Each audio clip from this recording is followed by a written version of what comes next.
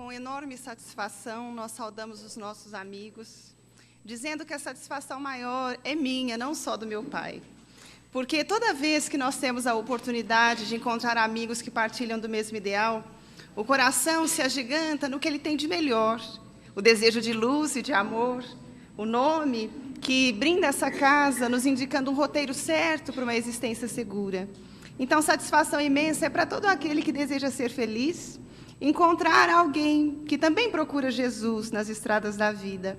E é assim que nós recorremos a Jesus, desejando que Ele seja, como sempre, o excelso companheiro, o benfeitor da nossa existência, o condutor de caminhos, porque para nós Ele não é só amigo certo das horas incertas, Ele é modelo e guia. E quem tem modelo sabe como agir, e quem tem guia vai sempre encontrar o roteiro seguro. Então, é com Jesus que nós iniciamos o nosso encontro, e é em Jesus que nós vamos nos inspirar para reflexionar em torno desse tema tão belo, tão marcante, tão significativo para nós, que é o tema que Santo Agostinho nos propõe em O Evangelho segundo o Espiritismo, chamado Ventura da Prece. E para falar da Ventura da Prece, nós gostaríamos de rememorar, ao sabor das emoções pessoais, um episódio que foi marcante na história do cristianismo. Os primeiros tempos, os tempos apostólicos, os tempos heróicos, em que aqueles que conheceram Jesus precisaram testemunhar de todas as maneiras o amor por um ideal superior. Então, foi naqueles dias que nós conseguimos situar um episódio belíssimo que nos chega através de Emmanuel, na sua pena marcante, nos conduzindo a uma vida mais segura, utilizando a mediunidade lúcida de Chico Xavier. Então, nós convidaremos aos amigos para viajarem conosco no tempo e voltaremos, então, ao Golfo de Corinto, numa noite que, para um grupo de amigos, era uma noite significativa, porque eles precisavam tocar o barco da existência com a segurança de sempre, mas desafios surgiam que impunham medidas imediatas para que problemas fossem solucionados. E é assim que nós vamos ver, numa igrejinha modesta, fundada pelo esforço hercúleo de Paulo de Tarso, com Áquila, Prisca, Lloyd, Eunice, Timóteo, Silas e tantos outros companheiros que se achegaram àquele conjunto para conhecer Jesus, é que nós vamos poder ver que grata aventura é essa que a prece nos propicia, quando nós nos permitimos nos entregar a esse banho de luz com que Deus nos envolve para nos assegurar uma existência feliz. Então, desde que Paulo de Tarso havia se colocado como um seguidor de Jesus, no verdadeiro sentido da palavra, a sua vida toda foi conduzida de modo que ele pudesse compartilhar com os outros a alegria de um encontro que ele teve inesquecível com Jesus às portas de Damasco. Ele que havia se arvorado como o primeiro perseguidor do cristianismo naqueles tempos, de repente se vê tendo que redefinir todos os roteiros da existência, porque o que ele cria ser uma ilusão, Jesus, o Messias, na verdade era a realidade palpável, concreta, exuberante, conforme ele pôde ver por si mesmo, quando Jesus vem convocá-lo a seguir a sua vida, não nos infortúnios de um perseguidor dos seus irmãos, mas seguir a sua vida na posição segura de amigo de todos, de companheiro de todos, alguém que iria estender mãos para que o outro pudesse se soerguer, crescer e se conduzir. A partir do encontro com Jesus, então, Paulo não pode mais ser o mesmo homem, como nenhum de nós poderíamos ser. Quando Jesus chega na nossa vida, há uma definição tão marcante na existência que nós também conseguiremos definir a nossa vida em dois períodos distintos, antes de Jesus e depois de Jesus. Porque antes do Cristo, nós ainda somos muito confusão, mas com Jesus temos os roteiros certos. Sem Jesus somos incertezas em tantos sentidos, mas com Jesus vai chegando a segurança para as definições concretas de uma existência exitosa. Sem Jesus, nós nos perdemos em ninharias do caminho. Com Jesus, nós descobrimos a excelência do sentido existencial positivo. E foi o que aconteceu, então, com o apóstolo Paulo. E, desde aí, ele não se permitia mais ser apenas o homem de Tarso, ou o candidato ao rabinato no Sinédrio, ali em Jerusalém. Ele já era um cidadão do mundo, cosmopolita por natureza, porém irmão de todos os que quisessem, como ele, viver no banquete do Evangelho a mais segura experiência para uma vida feliz. Desde então, por onde ele vai, a sua voz vai trazer ao coração do outro a figura concreta de Jesus. E isso implicava em muitas questões, mudanças em âmbito local, mudanças num aspecto geral, transformações de ordem íntima, confusões para outros tantos que não queriam aceitar um roteiro novo para uma vida diferente. E assim era que quando ele consegue chegar a Atenas, aquele ponto capital de onde partem as duas estrelas polares que vão sinalizar os roteiros da sua vida, Estevão e Abigail, ele então consegue fundar ali, depois da experiência infortunada e triste de Atenas, em que ele tinha tentado levar Jesus para os doutos senhores daqueles dias, mas encontrando corações empedernidos, frios, mais preocupados em viver as questões do momento, sem se permitir a viagem para dentro de si mesmo, nessa busca de um conhecimento mais profundo da vida. Saindo de Atenas, então, ele encontra Timóteo, que o convida a ir a Corinto, porque Timóteo vinha trazer as boas novas. Áquila e Prisca estavam estabelecidos ali. E como já era um sonho da sua existência rever aquele golfo belíssimo da Acaia, de onde partiram Estevão e Abigail, ele então retorna para, naquele momento, atender ao chamado do Cristo, estabelecendo bases seguras para a fundação de um núcleo ali em Corinto. Quando ele se estabelece, então, é uma grande alegria para todos, porque a sua palavra não eram palavras apenas constituídas de um verbo colocado ou no grego ou no latim. Era a palavra que brotava da absoluta certeza do que ele divulgava. Ele não falava de um homem de quem ele tinha escutado alguém dizer, não falava de uma proposta que ele achava que era melhor. Ele já falava de alguém que ele tinha visto com os próprios olhos, já falava com o amor que ele havia recebido daquele próprio ser incomum, e já podia propor com segurança absoluta que Jesus era o caminho que nos conduziria à verdade e nos conduziria à vida nova. Estando ali, então, em Corinto, vem um momento diferente na sua trajetória. Já fazia um longo trânsito que ele tinha se permitido passar dos lugares mais distantes, saindo do núcleo do judaísmo para chegar à gentilidade, para ali, então, conseguir espalhar as bênçãos daquele consolo que era Jesus e sempre será. Mas, estando ali em Corinto, ele percebe que ele vai ser requisitado de 1000 maneiras para atender problemáticas que surgiam além de Corinto. As igrejas fundadas com tanto amor, em todas as regiões por onde ele peregrinou, haviam se constituído, se firmado, se consolidado, mas o exercício de uma vida segura sempre vai impor muitos desafios àqueles que queremos uma vida melhor. O desafio de persistir no bem, mesmo em horas muito amargas. O desafio de persistir nos ideais superiores, mesmo nos dias de incompreensão. O desafio de permanecer firme na condução do próprio barco da existência, mesmo quando nos faltem mãos que nos apoiem. Então, começar um trajeto é uma coisa, permanecer nele é outra, concluir a trajetória é inteiramente diferente, porque vai pedir para todos nós definições existenciais em momentos mais profundos. Nós começamos num primeiro encontro, criamos intimidade com Jesus, partilhamos do banquete de vida nova, mas o conhecimento do Cristo impõe mudanças. Nós não podemos aceitar o bem somente com a mente. Existe um momento em que a mente começa a impor ao coração a mudança, e nós sentimos que o bem que Jesus propõe num raciocínio, começa a se interiorizar dentro de nós, para depois ganhar a vida através das nossas ações. Então, era assim que os amigos estavam se sentindo. A definição pelo Cristo gerava inconformidade em muitos, naqueles que desejavam manter as mesmas posturas erradas e incertas. Por isso, então, todos começaram a pedir: volte, Paulo, é preciso que você volte, venha a Pérea, porque aqui tem problemas demais a resolver. E ele pensava: mas então eu preciso sair de Corinto e ir lá para a região da Pisídia, da Bereia, da Tessalônica. Sempre alguém estava pedindo a presença de Paulo. Mas ele pensava: De alguma forma, esta questão pode ser resolvida se eu contar com a colaboração hercúlea, estoica, amorosa de Timóteo e de Silas, que adotaram como normas de sobrevivência a tarefa de caravaneiros. Então, como eles estavam sempre em transição de um lugar ao outro pela própria profissão, não seria difícil que eles se direcionassem a esses lugares, levando a palavra de Paulo.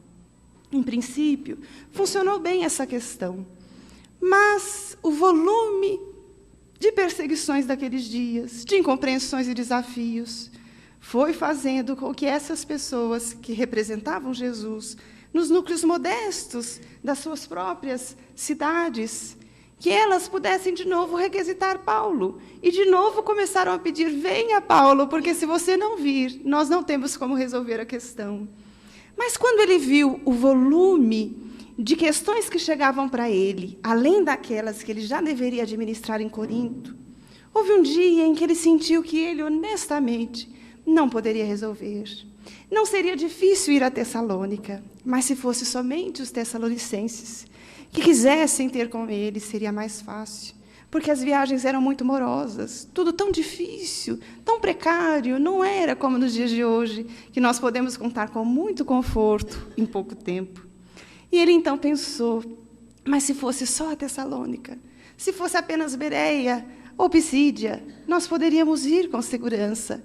Mas são todos os lugares dos mais expressivos núcleos, espalhados pelos confins daquele cenário, que ele pessoalmente não poderia se fazer representar em todos, como não poderiam somente Timóteo e Silas, quem sabe Áquila ou Prisca, Eunice e Lóide talvez representado.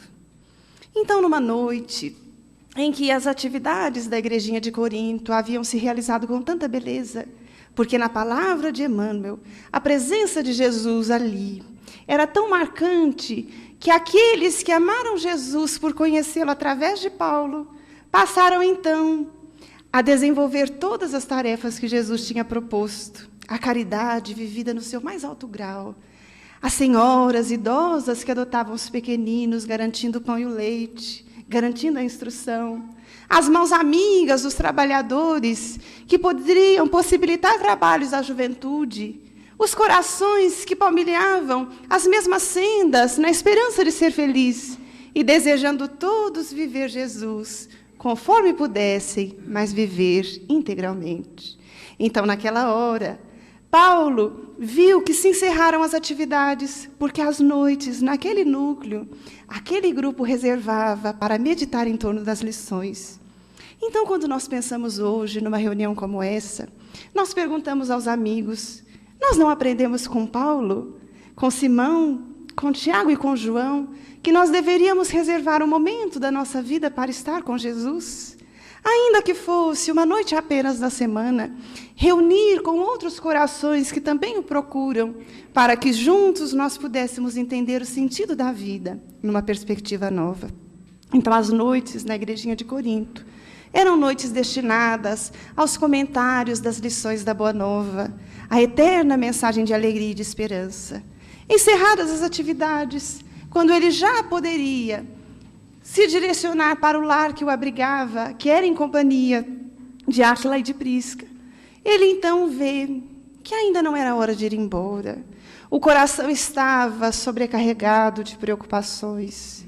Quantos sonhos ele tinha de ir ainda tão longe levar o seu Jesus. Quantas ânsias de chegar, quem sabe, ao império, para que os homens do império também conhecessem aquele homem marcante, seguro, firme, que modificava vidas. Mas ali o grupo precisava dele, acolá precisava mais além, mas ele era apenas Paulo. Com têmpera firme, mas Paulo apenas. Então, naquela hora, quando ele já ia se dirigir para o seu pernoite, ele decide ficar um pouco aquietado num banco modesto da igreja. E sentado ali, ele começa a pensar em Jesus. Mas tudo que ele tinha feito, somente foi possível porque Jesus direcionou os seus passos. Todos os trajetos, os mínimos lances da sua jornada, quanto os mais complexos, foram lances vividos sob inspiração de Jesus, não havendo um dia sequer que ele tivesse esquecido a promessa do Cristo que jamais nos abandonaria. Então, naquela hora, embora preocupado, ele se consolou. Por que não pensar em Jesus? Ele a sós não poderia seguir. Mas se o trabalho era gerenciado pelo Cristo, era Jesus que ele devia recorrer naquele instante. E pensando em Jesus, ajoelhado no silêncio da igrejinha modesta, debruçou a face por sobre o próprio peito e, desejando comungar com o infinito, na absoluta certeza de que Jesus não lhe faltaria dessa vez, ele então se pôs em preces e pediu a Jesus: Senhor, ajuda-me a levar a bom termo a experiência que o Senhor confia às minhas mãos modestas. Auxilia-me para que eu possa concluir a trajetória sem maiores percalços ou prejuízos para a sua causa. Mas vem em meu favor. E sentiu que as paredes daquele modesto reduto como que se agigantaram. Nada se assemelhavam às paredes de um compartimento pequeno, dando a impressão, na verdade, que era o cenário da natureza, no espelho do mundo, onde ele podia ficar na companhia de Jesus. E pensando no Cristo, lembrando o amor de Jesus, que foi encontrá-lo às portas de Damasco em horas tão agônicas para o seu coração, as horas dos enganos, dos equívocos, dos dissabores, das perseguições, da perda do sentido existencial. Pensando em Jesus, que teve misericórdia e foi alcançá-lo lá, ele então se entregou a Jesus de novo naquela hora e ouviu, no silêncio da sala, quando luzes diáfanas se aproximaram envolvendo todo o seu ser, ele ouviu uma voz dulcíssima, inconfundível, que lhe disse: Paulo, não temas, não se recuse a falar, prossiga, porque eu estou contigo. Não te deixarei jamais. Tranquiliza o coração, que nós prosseguiremos na jornada. Ele chorou, porque ele sabia era Jesus. Era Jesus que voltava naquela hora para atender os seus apelos íntimos, que ele não podia, por enquanto, partilhar com os amigos, porque os amigos precisavam da sua decisão, da sua firmeza, da sua palavra, da expressão segura do seu trabalho. Mas pedindo, então, a Jesus, o auxílio, Jesus vem. E quando ele queria guardar aquele momento, sem desejar que aquele momento se apagasse no tempo, ou se diluísse no transcurso das horas, ele apenas pensou como ele gostaria de atender os apelos que chegavam para ele. E pensando em falar isso a Jesus, Jesus se antecipa dizendo: Paulo, tranquiliza o coração, porque você não poderá se fazer representar pessoalmente frente a todos os amigos, mas você poderá levar a mensagem de modo a atender todos eles.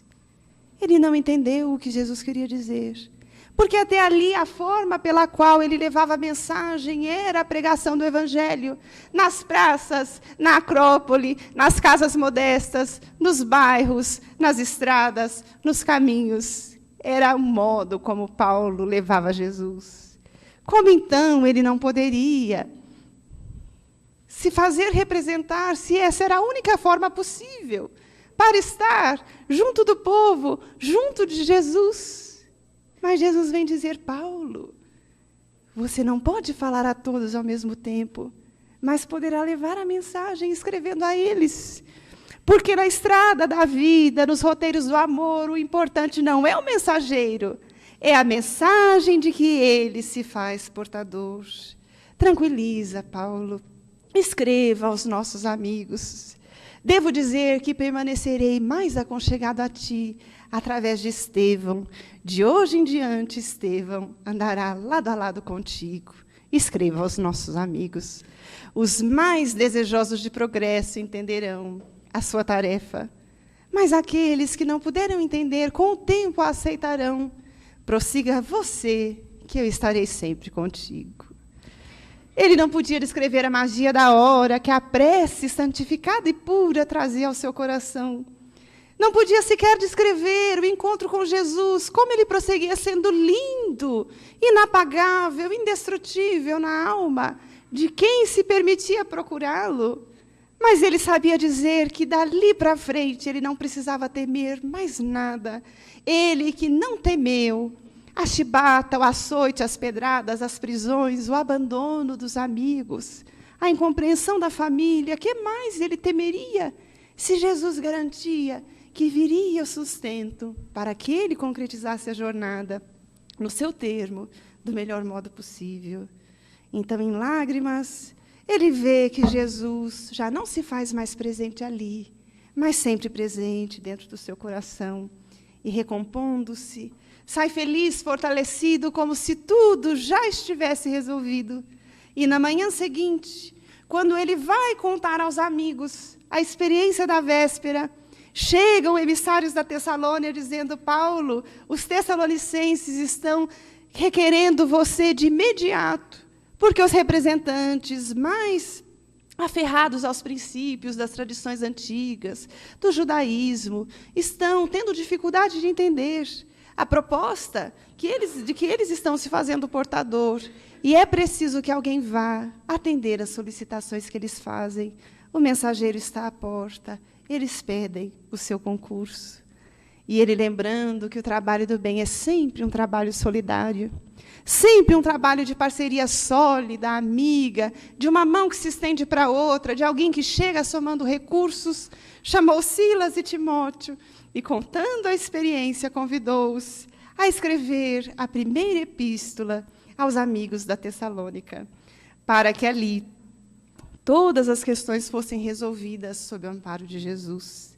Ele não sabia, nem podia imaginar que aquelas cartas não seriam cartas pessoais de um pregador do Evangelho para um outro amigo ou para um outro grupo que solicitou um auxílio, mas ele, com o tempo, veria que era um programa de Jesus para que a causa não sofresse abalos nem impedimentos, mas ele pudesse prosseguir como arauto do Evangelho, levando Cristo que o animou a vida inteira para além das fronteiras de Corinto. Então, vem nos dizer Emmanuel que ele não sabia que as cartas que ele escrevia para amigos iriam inspirar de tamanho modo os que desejavam ser felizes, que dentro em pouco um movimento seria estabelecido, e quando os grupos soubessem que ele havia escrito, todos correriam para as tarefas copistas, procurando copiar aqueles informes sublimes. E quando os primeiros chegam às mãos de Simão Pedro, emocionado, Simão Pedro manda dizer a ele que não eram cartas destinadas a Tessalônica, a Pisídia ou a Antioquia, eram cartas destinadas à grande família cristã dos séculos do porvir. E assim foi, porque era a recomendação de Jesus, era uma proposta do Cristo, era uma condução segura. Poderíamos continuar narrando os episódios marcantes da epopeia de amor vivida pelo apóstolo Paulo, porque tudo nele é grandeza, tudo nele é beleza, tudo nele é inspiração. Mas nessa noite, meus amigos, nós gostaríamos de reflexionar em torno desse encontro com Jesus, que se dá no silêncio do coração, quando nós, precisando de luzes para a própria jornada, nos permitimos fugir um pouco do bulício das ruas, do burburinho dos bailes, das agressões do cotidiano, dos tumultos do dia a dia, para ficarmos tão só, nós e ele, sentado um pouco na soleira da porta, da nossa intimidade, ou no cantinho marcante do nosso coração, e dizendo, como Paulo, sem precisar formular muitas palavras, apenas formular o pedido: Senhor, dessa vez sou eu quem te necessita. Volta de novo para mim, para que eu contigo consiga conduzir a minha vida de um modo feliz. E creiamos, meus amigos, que Jesus não responderá somente ao apóstolo dos apóstolos. Ele responde a todos nós que tenhamos a coragem de romper as barreiras dos pensamentos enfermiços, das desistências, das desilusões, dos desencantos da estrada, para deixar que a alma cante em júbilos um pedido de socorro, no silêncio da prece. E como Paulo, nós sentimos que o gigantismo da hora ultrapassa o cenário do nosso quarto, ou a limitação do nosso leito, ou a cadeira em que estamos sentados. E somos nós que temos a grata impressão de que viajamos na história e estamos em plena Galileia, na praia formosa que serviu de berço para Jesus, diante dele, esperando que a barquinha modesta de Simão venha trazê-lo para nós. E de olhos expectantes, ficamos olhando as estradas, que na verdade são liquefeitas, porque é o oceano modesto, a praia, o lago onde ele vinha, e ali estamos, expectantes, de olhos marcados no infinito, procurando ver Jesus. E ele vem, e nós, quando saímos da prece, sentimos que, por nossa vez, também estamos fortalecidos. Às vezes, não com respostas prontas, porque será melhor para nós utilizarmos todo o nosso cabedal de valores para merecer a dádiva das construções que nós buscamos. Mas saímos, seguramente, com boas ideias, boas intenções, fortaleza íntima, resistência moral, e tudo mais passa a ser administrado por nós com a segurança que nós buscamos. Então, como Paulo, todos temos esse ensejo de procurar o nosso Cristo, que é o Cristo de todos, nas praias formosas do nosso coração, para que a prece, simbolizando a barca de Simão, venha trazê-lo, e nós com ele possamos falar, como falaram lá atrás, o cego Bartimeu, como falou Natanael ben Elias, o paralítico de Cafarnaum, como falou a mulher hemorroísta, como falou Lázaro, Maria e Marta, como falaram as multidões. Somos nós que vamos dizer por nossa vez, volta, Jesus, e de alguma maneira me ensina a ser feliz, me ajuda a dar o sentido que eu espero para a minha vida, me ajuda a superar os desafios, amarguras do caminho, mas de alguma maneira não me deixa perder o rumo, nem prejudicar o andamento da causa do bem que Deus deseja implantar na minha vida. E juntos nós nos fortalecemos e voltamos com resistência imbatível para viver o nosso programa existencial, sem deserções, sem maiores dramas, sem maiores complicações. Porque Jesus é luz para as horas certas, mas é roteiro justo para as horas incertas. Porque Jesus é amigo dos dias formosos e sublimes, das cantigas, dos júbilos, os dias em que tudo dá certo, flui para nós num ritmo mais seguro. Mas Jesus é, sobretudo, o amigo das horas de grandes amarguras e dores, de grandes conflitos, confusões emocionais, prejuízos morais. São as horas em que nós sentimos que somente com Ele, só Ele, nós poderemos recuperar o rumo de uma condução segura. Então, quando nós lembramos do apóstolo Paulo, nós pensamos, veja o que é a prece. É o encontro com a vida dentro da nossa vida. Vejamos o que é a prece. É o encontro com a luz dentro das sombras do caminho. Vejamos o que é a prece. É o encontro com o roteiro certo, nas horas em que nós nos sentimos como quem requer uma indicação de segurança. E isso nós aprendemos com ele, com Jesus. Porque quando o apóstolo Paulo foi se permitir aquele encontro, certamente que ele lembrava que o Galileu, profeta, o rabi dos amores, ali, nas praias modestas ou nas estradas empoeiradas, sempre quando terminava a sua jornada de atendimento com o público, procurava um lugar solitário. E quem nos narra isso são os evangelistas, que vão dizer que era uma atitude comum. Sempre quando passava o burburinho do dia, o momento em que ele estava rodeado de pessoas, todos os afazeres já encaminhados, ele procurava um lugar solitário, no seio da praia, no berço da natureza ou na casinha de Simão. E como quem mergulhasse no oceano da sua intimidade, ele dialogava com alguém que ninguém podia saber quem era.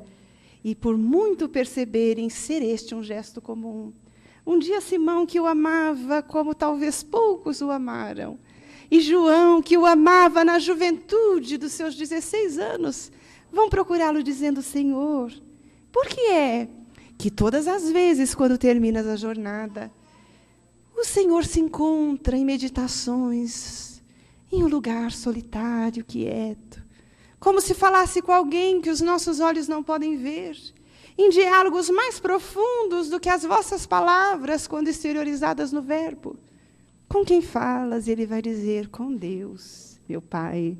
E vai desatar para nós o caminho da prece, indicando que todos nós somos filhos de Deus, somos filhos do amor, e o Pai dialoga conosco na intimidade da alma, dando-nos a chance de dialogarmos com Ele no sacrário do coração.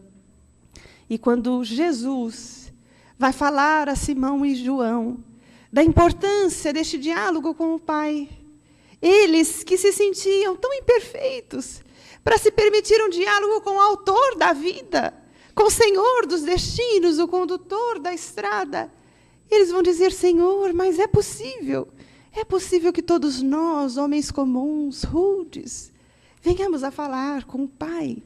E Jesus vai dizer: todos nós podemos e deveremos fazer, porque no dia a dia nós gastamos as nossas energias. No encontro com o Pai, nós recompomos com segurança o combustível para seguirmos felizes. Mas, Senhor, todos os pedidos são atendidos por Deus? Será que Deus tem condições de atender todos os pedidos que nós façamos a Ele? E Jesus vai dizer: todos os pedidos são atendidos pelo Pai, que tudo vê, tudo acompanha, tudo conduz. E eles, comovidos, na palavra de Amélia Rodrigues, vão se acercar de Jesus, e João, num gesto juvenil, deita-se na relva para ouvi-lo falar. E Pedro, compenetrado, senta ao seu lado, quando os dois, emocionados acerca das lições que Jesus continuava trazendo, vão pedir a ele: Senhor, se é assim, ensina-nos então a orar. E desatando a boca, ele lança para nós a ponte de luz entre nós e o nosso Pai, de modo que nenhum de nós precisaremos um dia alegar que não sabemos como falar com Deus, porque se nós não conseguirmos falar de nós mesmos, nós poderemos lembrar as palavras de Jesus e dizer: Pai nosso que estás nos céus, santificado seja o vosso nome. Venha a nós, e prossegue. Todos poderemos falar com Deus. E na prece singela que Jesus ensina, Ele indica para nós que prece não é só petitório vazio, enfermiço, de quem se acostumou apenas a receber, sem querer fazer a sua parte. Mas Jesus nos indica que prece é pedido consciente, porque pressupõe ações conscientes, mas é pedido que às vezes silencia, para reconhecer que na vida nós temos bênçãos que estão a serviço de nós, para o nosso êxito. Então, na prece de Jesus, nós louvamos a Deus na primeira parte: santificado, Senhor, Tu que estás em toda parte. Reconhecemos o valor da presença de Deus em tudo, e reconhecemos o valor da nossa existência, que precisa ganhar o próprio pão. E para que tenhamos êxito, precisaremos de mãos amigas do invisível, para nos sustentarmos na jornada edificante que nós estamos buscando. Então, com Jesus, meus amigos, o caminho entre nós e o Pai se abriu para nunca mais se encerrar. E aqueles que o amamos em todos os tempos, temos reconhecido que somente estreitando os vínculos com Ele, nós conseguiremos ouvir a sua dúlcida voz, nos pedindo de novo: meu filho, tente mais uma vez. Minha filha, não desista jamais. Meu amigo, perdoe para você ser feliz. Não guarde ansiedades desnecessárias, nem maiores prejuízos pelo dia de amanhã, porque o amanhã também pertence a Deus. E esperando o amanhã em Deus, nós esperaremos o melhor. Mas vivo hoje, como Ele pede para ser vivido, o presente dos presentes, em que Deus nos convida a assumirmos as rédeas da nossa existência, para não perdermos o rumo do nosso próprio coração.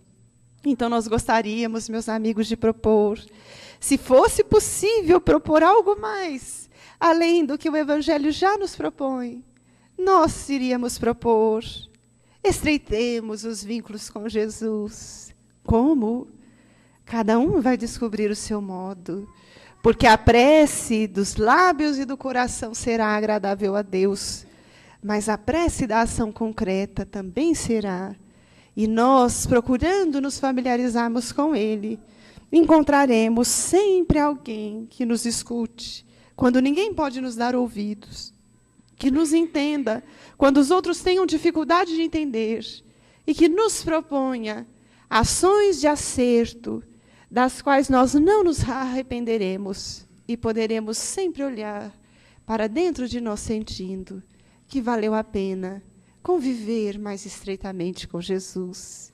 Então, para encerrar o nosso encontro, grato ao coração, nós poderíamos dizer que familiarizarmos-nos com Jesus é alguma coisa parecida com que o príncipezinho vai dialogar com a raposa do Pequeno Príncipe de Saint-Exupéry. Quando naquele diálogo do escritor, em que vem falar para nós acerca da importância do cativar, ele coloca ali o príncipe num diálogo com a modesta raposa. E no diálogo entre os dois, o príncipe em algum momento pergunta: mas o que é cativar? Por que ele não poderia seguir com ela, ser amigo dela? E ela vai dizer: porque você ainda não me cativou. Mas o que é cativar? É criar laços. E ele tenta entender: mas o que isso quer dizer? Ela diz assim: por enquanto eu não te conheço, mas você vai chegar e parar ali ao lado e eu ficarei te olhando. No outro dia será também assim. Nós iremos tecer uma relação de amizade, iremos conversar, estabelecer o vínculo. E vai chegar o instante que a familiaridade é tão grande que, se você disser que vem às 3 da tarde, desde antes eu começarei a ser feliz e terei necessidade de ti, como tu terás necessidade de mim. Porque quando nós cativamos alguém, nós nos tornamos responsáveis por aquilo que nós cativamos. Então, nós queremos dizer assim: é hora de nós criarmos vínculos com Deus, se não os criamos. Como? Senta um dia de manhã, ao nascer do dia, e diz: Senhor, eu já estou aqui, e ficarei uns minutos à sua espera. E volta no dia seguinte para dizer: Senhor, eu voltei, para dizer que eu sou grata pela vida que tenho. E repete a experiência outro dia, ao fim do dia, para dizer: Senhor, eu voltei, para dizer que, apesar de todos os contratempos da jornada, o dia foi para mim uma experiência extraordinária. E quando nós não pudermos mais sentar num momento, porque o dia foi tão atribulado, nós surpreenderemos o nosso coração com imensa saudade de Jesus. E vamos dizer: mas por que eu estou me sentindo assim? Porque eu criei vínculos com Ele. E por muito amá-lo, eu preciso deixar um momento para Ele na minha existência. Lembrando o apóstolo Paulo, lembrando Simão, lembrando João, lembrando Tiago, lembrando os amigos do trabalho, nós queremos lembrar a nossa própria história, de nós todos, dizendo: nós também temos desafios como eles tinham, temos alegrias como eles tinham, mas temos uma dádiva que eles também tinham, que era a presença proposta de Jesus. E se nós não nos esquecermos dele, tenhamos certeza, meus amigos, que mesmo em horas de grandes testemunhos, o instante com Jesus vai ser sempre uma aventura, o coração em júbilos, do qual nós sairemos dizendo: apesar da tempestade rugir lá fora, eu seguirei em paz, porque eu tenho Jesus comigo. E agasalhado na sua presença, eu triunfarei, jamais desistindo, jamais parando, jamais complicando a história, mas consertando, corrigindo, seguindo em frente para ser feliz. Permitamo-nos, portanto, seguir com Jesus.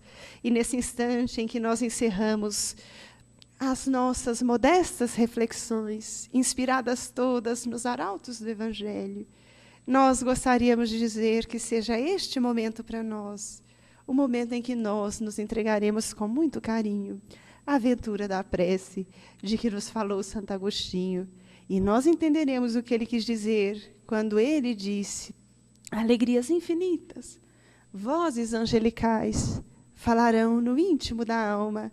E se a hora de luta, que inspira alguma coisa, como sendo graves testemunhos, que nos dá a impressão de ser mesmo o instante em que estamos carregando as nossas cruzes, nós conseguiremos levar os desafios adiante para deles nos libertarmos, sempre com Jesus.